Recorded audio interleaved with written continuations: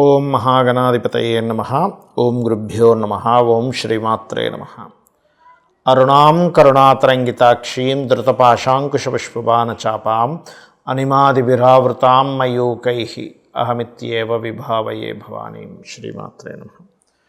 ప్రేక్షకులకి లలితాంబిక అమ్మవారి యొక్క అనుగ్రహం పరిపూర్ణంగా కలగాలని స్ఫూర్తిగా కోరుకుంటూ మనం ఈరోజు 16వ తేదీ నుంచి 31వ తేదీ వరకు ఉన్నటువంటి పక్ష ఫలితాలు ఏ విధంగా ఉన్నాయి, అలాగే గ్రహస్థితి ఏ విధంగా ఉంది 15 రోజుల పాటు అంటే పక్ష ఫలితాలను చూసుకున్నట్లయితే, గురువు మనకి మిథున రాశిలో ఉంటూ 18వ తేదీకి మారిపోతున్నాడు కర్కాటకంలోకి. అలాగే శుక్రుడు 17వ తేదీ శుక్రుడు చూసుకున్నట్లయితే అక్కడే ఉంటున్నాడు కన్యారాశిలోనే. రవి మాత్రం 17వ తేదీకి కన్యారాశి నుంచి తులారాశిలోకి మారుతున్నాడు. మరియు తులారాశిలో కుజుడు బుధుడు ఇద్దరు ఉన్నారు. ఆ కుజుడు బుధుడు కూడా, కుజుడు 27వ తేదీకి, బుధుడేమో 24వ తేదీకి వృశ్చిక రాశిలోకి మారిపోతున్నారు. అదేవిధంగా సింహంలో కేతువు చంద్రుడు, ఆ యొక్క చంద్రుడు 15 రోజుల పాటు మనకి 6 రాశులు మారుతాడు.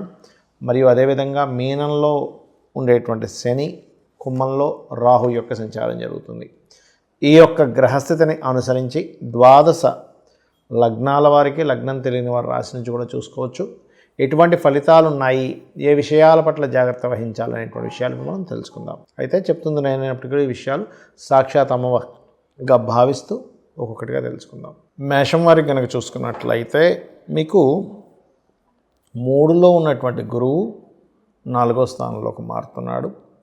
దానివలన కొద్దిగా విద్యార్థులకు విద్యా సంబంధించిన విషయంలో బాగుండడము, కొంచెం కొత్త ఇన్వెస్ట్మెంట్స్ చేయడము, ఏదైనా ప్రాపర్టీ రిలేటెడ్ సంబంధించినటువంటి విషయాల్లోని బాగుంటుంది. అయితే ఇక్కడ ఏంటంటే శని యొక్క రాశుల్లో ఉన్నటువంటి గ్రహాలని, గురువు యొక్క 2 రాశుల్లో ఉన్న గ్రహాలని కూడా తీసుకొని మనం పెట్టుకోవాలి. ఎందుకంటే శని యొక్క రాశుల్లో రాహు ఉంటే ఆ రాహు ఎనర్జీస్తో శని ఉండడము, ఆ రాహు శనులు ఇద్దరు ఎనర్జీస్తో కలుపుకొని గురువు 4లోకి వెళ్తున్నాడు. కాబట్టి ఇక్కడ ఒక పాజిటివ్ అండ్ నెగిటివ్ రెండూ చూసుకోవాలి. ఒకటి, విదేశాలకు వెళ్ళి విద్యా సంబంధించినవి ఎవరైతే ప్రారంభిస్తారో వాటికి చాలా అనుకూలంగా ఉంటుంది, దానిలో ఎటువంటి ఇబ్బంది లేదు. అయితే ఇక్కడ ఈ ధనాధిపతి, ధన సంబంధించినటువంటి విషయంలో ధనస్థానాధిపతి అయిన శుక్రుడు నీచ స్థానంలో ఉన్నాడు. కాబట్టి కొంచెం ఈ పక్షంలో ఫైనాన్షియల్ మ్యాటర్స్ విషయంలో చాలా జాగ్రత్తగా ఉండాలి. సప్తమ స్థానంలో కుజుడు బుధుడు కలిసి ఉండి మరలా 17వ తేదీ నుంచి రవి కూడా ఎంటర్ అవుతున్నాడు అక్కడికి. కాబట్టి జీవిత భాగస్వామిని ఎంపిక చేసుకునే విషయంలోని లైఫ్ పార్ట్నర్స్తోని, బిజినెస్ పార్ట్నర్స్తోని చాలా చాలా చాలా కేర్గా ఉండాలి.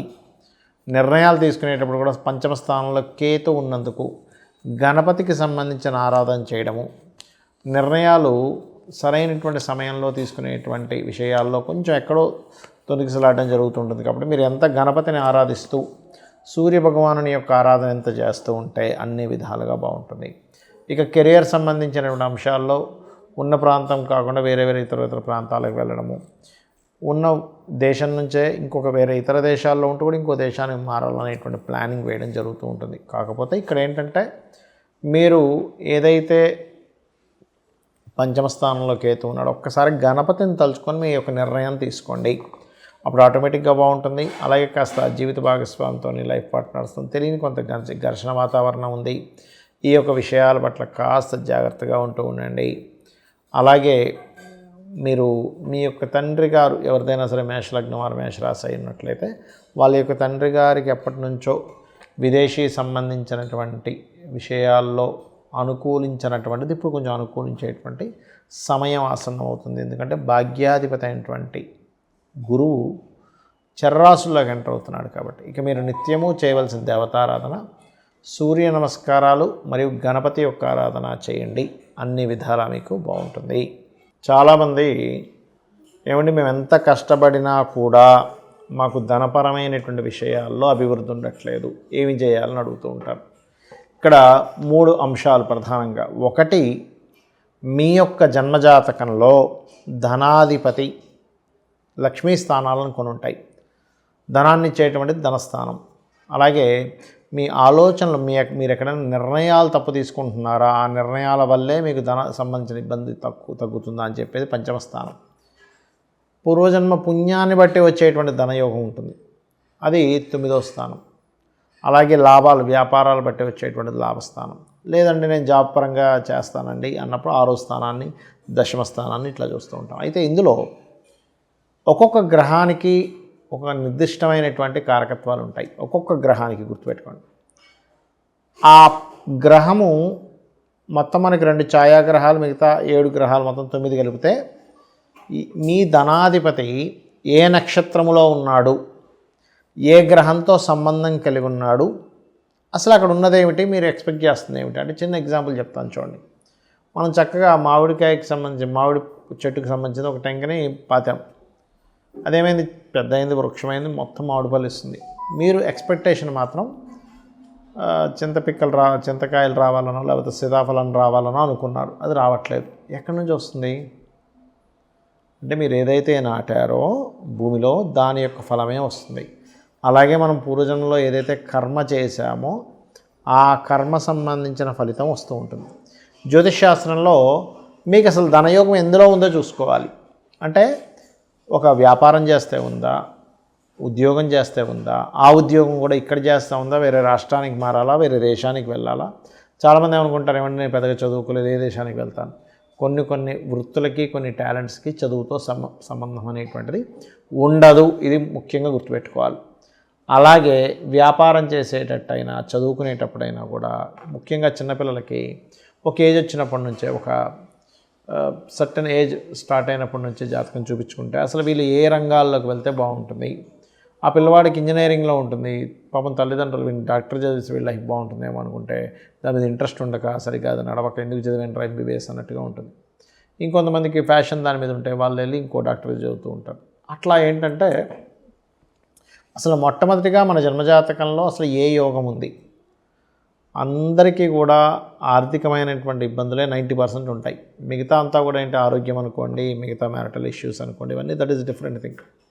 కానీ ఆర్థికంగా స్థిరపడితే ప్రతి ఒక్కరూ ఆనందంగా ఉంటారు. కాబట్టి మీ అందరికీ కూడా నేను చెప్పేది ఒకటే, మీరు ఎంత ఇబ్బంది పడుతున్నా అమ్మవారి నామం ఒకటి ఉంది, అది కనుక మీరు స్మరించుకోగలిగితే భక్తి, శ్రద్ధ, భావనతో నిత్యము రోజు చేస్తూ ఎక్కడా కూడా టైం తప్పకుండా, ఎందుకంటే ఉదయం పూటే చేయండి. చాలామంది ఏంటంటే ఏమంటే సాయంత్రం చేసుకోవచ్చా, ఉదయం మిస్ అయితే అంటే చేయొచ్చు, చేయకూడదని కాదు. కానీ ఏమవుతుంటుందంటే ప్రాక్టికల్గా నేను చూసినప్పుడు కొంతమందికి నాన్ వెజిటేరియనో లేకపోతే ఇంకోటితో అలవాటు ఉంటుంది. పొద్దున్నే మీరు చేసేసుకున్నారు అనుకోండి, తర్వాత మీకు ఉండే అలవాటుని బట్టి ఏదో తింటారు, ఫుడ్ రిలేటెడ్ సంబంధించింది, అది వారి వృత్తులను బట్టి వారికి సంబంధించినటువంటి దీన్ని బట్టి వాళ్ళకి అలవాటు ఉంటుంది. ఇక్కడ ఏమవుతుంది, మధ్యాహ్నం ఏదో నాన్ వెజిటేరియన్ తిన్నారు, అమ్మో ఇవాళ సాయంత్రం నేను చేయకూడదు కదా, అమ్మవారిది కదా అని పెండింగ్ పెడతాం. ఈ కంటిన్యూటీ అనేటువంటిది మన ఆహారపు అలవాట్ల మూలంగా ఎక్కడో అది ఆగుతూ ఉంటుంది. అలాగే మరొక విషయం ఏంటంటే చాలామంది 108 సార్లు చేయడం, ఒక మాల తిప్పడం చేస్తారు. అలా చేయకండి. ఒక 45 నిమిషాలు లేదా అరగంట సేపు నేను చెప్పబోయే మంత్రాన్ని చేయండి. ఖచ్చితంగా మీకు ఫైనాన్షియల్గా బాగుంటుంది, అప్పులున్నా కూడా క్లియర్ అవుతాయి. ఆ రెండో ఏంటో కూడా చెప్తాను. ఒకటి, ఓం ధర్మాధ్యక్ష ధనాధ్యక్ష ధనధాన్య వివర్ధినియే నమః. ఇది మీరు పలికేటప్పుడు ఆ భావన కనెక్ట్ అవ్వాలి. ధర్మాధ్యక్ష అనగానే ఆ ధర్మాన్ని అధ్యక్షురాలు నీవేక తల్లి. ధనాధ్యక్ష, ఈ విశ్వంలో ఉండేటువంటి ప్రతి ఏదైతే మనీ ఫామ్లో ఉందో, మనీ అనేటువంటి పవర్ ఫామ్లో ఉందో అంతటికీ అధ్యక్షురాలు నువ్వేక తల్లి. ధనధాన్య వివర్ధిని, ధనాన్ని ధాన్యాన్ని ఇచ్చే తల్లివి నువ్వే కదా అని లలిత అమ్మవారిని అనుకోండి. అలాగే ఓం అపర్ణాయై నమః. ఈ మంత్రము ఖచ్చితంగా మీకు అప్పుల నుంచి బయటపడేస్తుంది. అప్పుల బాధల నుంచి బయటపడగలుగుతారు. అంటే క్యాలిక్యులేషన్ అనేది స్టార్ట్ అవుతుంది. ఎలా చేయాలి, ఎలా అప్పు తీర్చుకోవాలి, నాకు ఉన్నటువంటి అప్పు ఎలాగా అనే దాని మీద మనకి అర్థమవుతూ ఉంటుంది. ఈ 2 నామాలు రోజు చేయండి. 100% మీకున్నటువంటి అప్పులు తగ్గడము, మీకు ఫైనాన్షియల్గా గ్రోత్ పెరగడం జరుగుతుంది. మీరు అనుకోవచ్చు ఏమండి ఇవన్నీ నేను ఇంట్లో కూర్చుంటే చేస్తే అవుతుంది. ఇంట్లో కూర్చుంటే చేయడం కాదు, మీ పనులు మీరు చేసుకుంటూ, మీ ప్రయత్నాలు మీరు చేస్తే ప్రయత్నమే భగవంతుడు, ప్రయత్నమే అమ్మవారు. గుర్తుపెట్టుకోండి. ప్రతి ఫామ్లోని ఒక్కొక్క రూపంలో, ఎనర్జీ రూపంలో అమ్మవారు ఉంటుంది. ఇది మీరు చేసి మీ అందరూ తరించాలని మనస్ఫూర్తిగా కోరుకుంటూ శ్రీమాత్రే నమః.